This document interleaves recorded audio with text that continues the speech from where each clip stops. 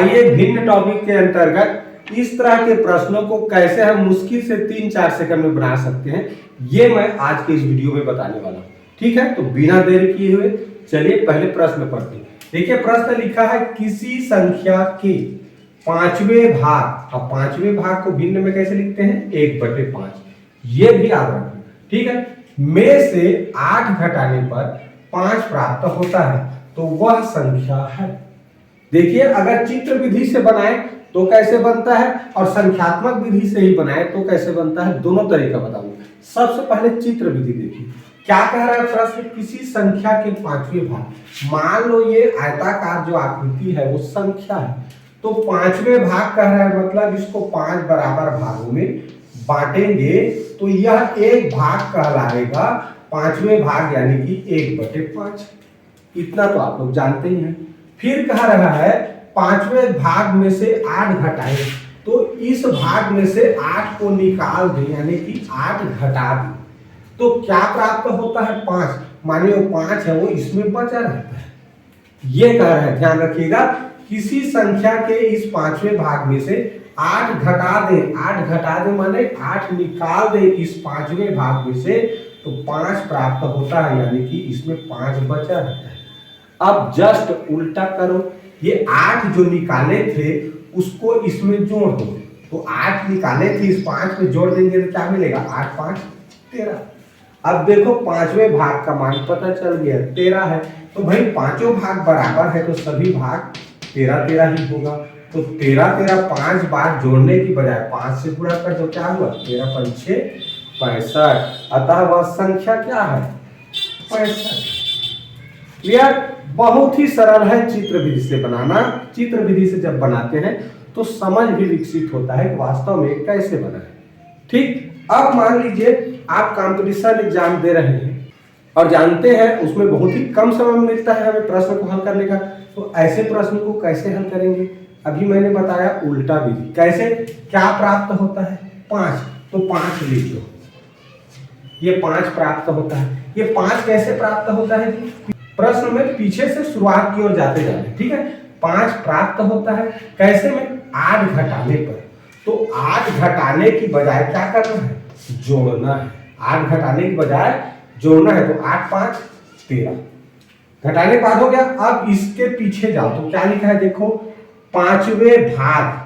पांचवें भाग में से, तो भाग का उल्टा क्या होता है? गुणा। भाग का उल्टा गुणा। और पांचवें भाग, तो पांचवें भाग को क्या लिखते हैं भिन्न में? 1/5। तो हर चीज उल्टा कर रहे हैं, घटाने की जगह में जोड़ा, भाग की जगह में गुणा करना है। अब पांचवें भाग माने 1/5, तो 1/5 का उल्टा 5/1, यानी कि 5 ही कह सकते हैं, तो 13 5 65 आ गया आंसर वो संख्या। ठीक, तो इस तरह से अगर हल करेंगे तो ऐसे प्रश्न को हल करने में मुश्किल से 3-4 सेकंड लगेंगे। देखिए अगर आप ऐसे प्रश्न को समझे रहेंगे तो क्या करेंगे? 5 प्राप्त होता है, 5 लिखेंगे, क्या 8 घटाने पर 8 को तुरंत जोड़ देंगे, क्या होगा? 13। भाग लिखा है, गुणा करेंगे 1/5, तो 5/1 यानी कि 13 5 6 65। यही क्या है? इस प्रश्न का आंसर है। कितना सेकंड लगा? मुश्किल से 2-3 सेकंड लगा। ठीक है, तो इस तरह से ऐसे प्रश्नों को चुटकी में इस शॉर्ट ट्रिक से हल कर सकते हैं। चलिए देखते हैं अगला प्रश्न। चलिए पढ़ते हैं दूसरा प्रश्न। देखिए प्रश्न क्या कह रहा है, किसी संख्या के 2/5वें भाग में से 18 घटाने पर 6 प्राप्त होते हैं तो वह संख्या होगा। वैसा ही है, क्या करना है? क्या प्राप्त हो रहा है? 6। क्या घटाने पर? 18। तुरंत जोड़ो, 18 6 24। क्या करने पर? पांचवें भाग में से, तो भाग की जगह क्या करेंगे? गुणा। किसमें से? 2/5वें भाग लिखा है, तो 2/5 है, क्या करेंगे? उसका भी उल्टा करके गुणा करेंगे। 2/5 का उल्टा 5/2। क्या होगा? 2 1 कम 2 12 12 गुणित 5 12 5 6 60। यही क्या होगा? वो संख्या मिला। कितना सरल तरीका है उत्तर प्राप्त करने का। ठीक, क्या कर रहे हैं? जो प्राप्त हो रहा है उसको लिखे। क्या घटाने पर लिखा है? तो घटाना का उल्टा जोड़ना, तुरंत जोड़ के योगफल प्राप्त करेंगे। उसके बाद लिखा है पांचवें भाग, तो भाग का उल्टा गुणा 2/5, 2/5 का उल्टा 5/2। कटा दिए, क्या उत्तर मिला? 60। यही उत्तर है। भिन्न का प्रश्न है, चित्र में भी समझते हैं। देखिए क्या लिखा है, 2/5, यानी कि किसी आयताकार चित्र को 5 बराबर भाग में बांटेंगे और 2 भाग कहलाएगा 2/5वीं भाग। क्लियर। अब प्रश्न कह रहा है 18 घटाने पर, यानी इसी 2 भाग में से 18 हमने निकाल दिया तो कितना बचा, 6, यानी कि यहाँ पर क्या मिला, 6 मिला। तो उल्टा करें, 18 जो निकाले हैं उसमें फिर से मिला दें, कितना हो गया, 24। कितना हो गया, 24। तो देखो 2 भाग 24 है, तो ये 2 भाग भी क्या हो जाएगा, 24 हो जाएगा। अब 24 2 भाग का है तो 1 भाग का कितना होगा, 12।